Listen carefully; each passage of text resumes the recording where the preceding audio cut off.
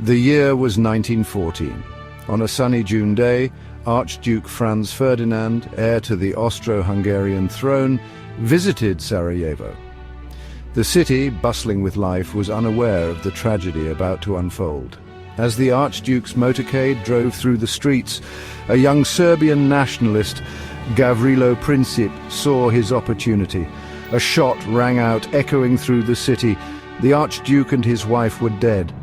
This assassination ignited the powder keg of Europe, plunging the world into the abyss of World War I.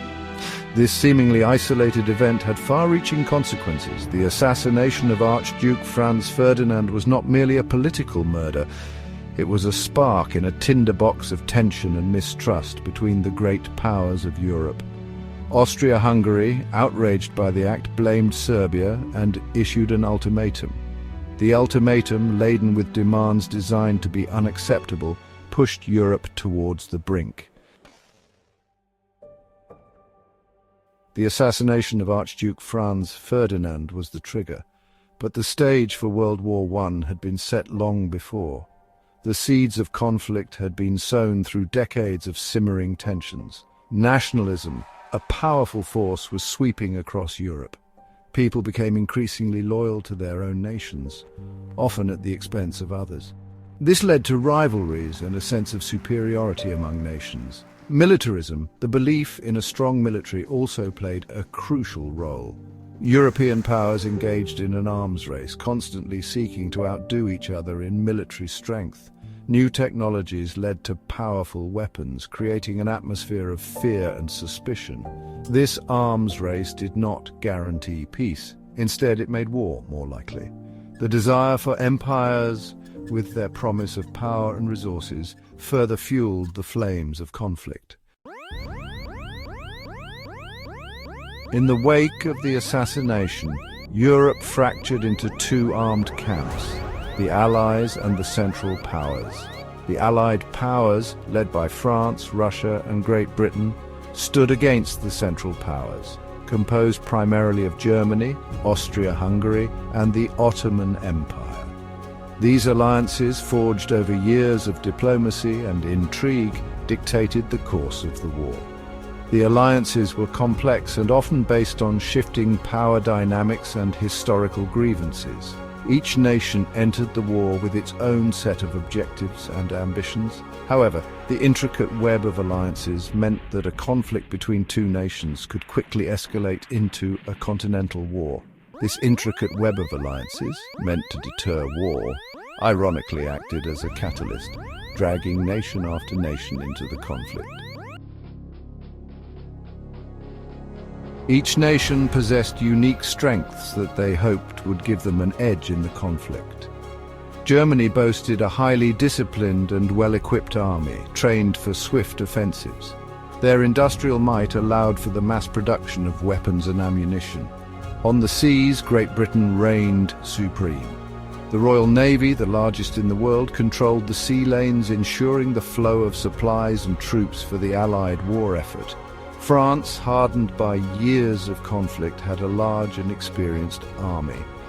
Russia, with its vast size and population, could field a massive army, though it lagged behind in industrial capacity.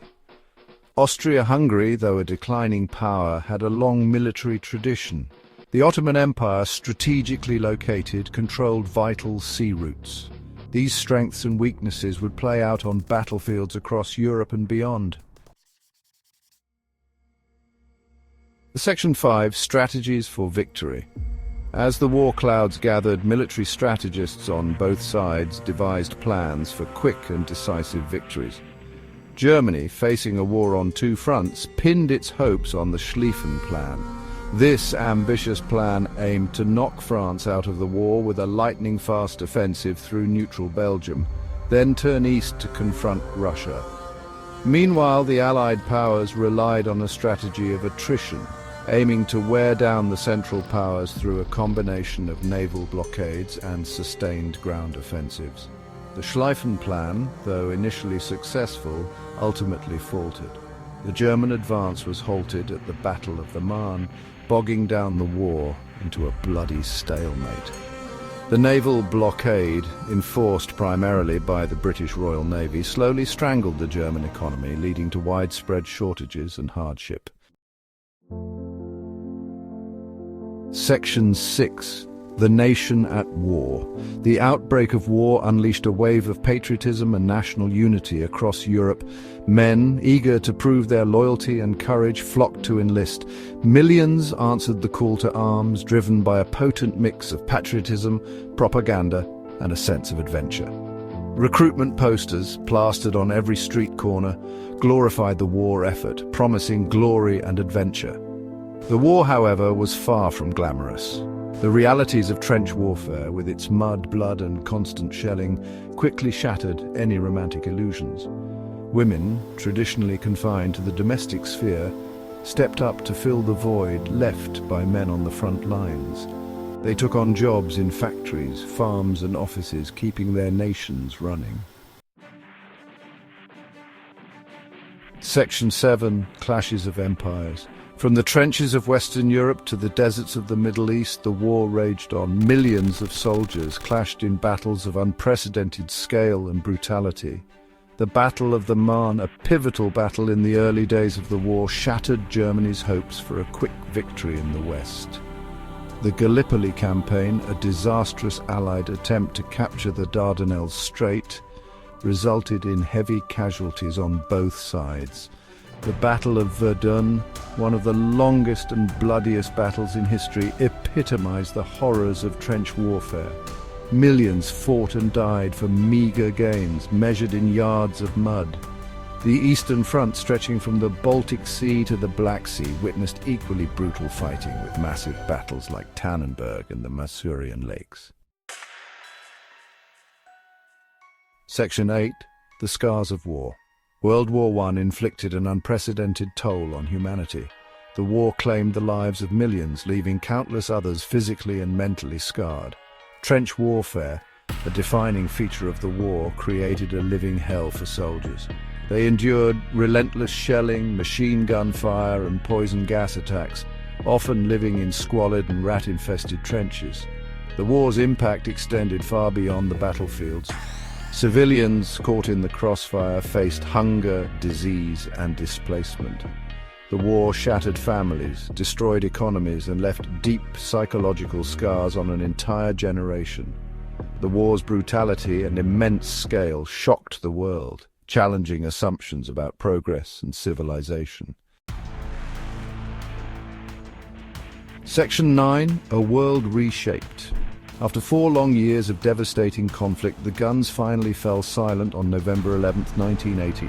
The armistice, signed in a railway carriage in Compiègne, France, marked the end of hostilities. The Treaty of Versailles, signed the following year, officially ended the war, but it also sowed the seeds for future conflicts. The treaty, harsh in its treatment of Germany, imposed heavy reparations and territorial concessions. The war reshaped the political map of Europe, leading to the collapse of empires and the rise of new nations. The war also had a profound impact on the social, economic and cultural landscape of the world. The war's legacy continued to shape international relations and influence global events for decades to come. World War I, the war to end all wars, tragically failed to live up to its name.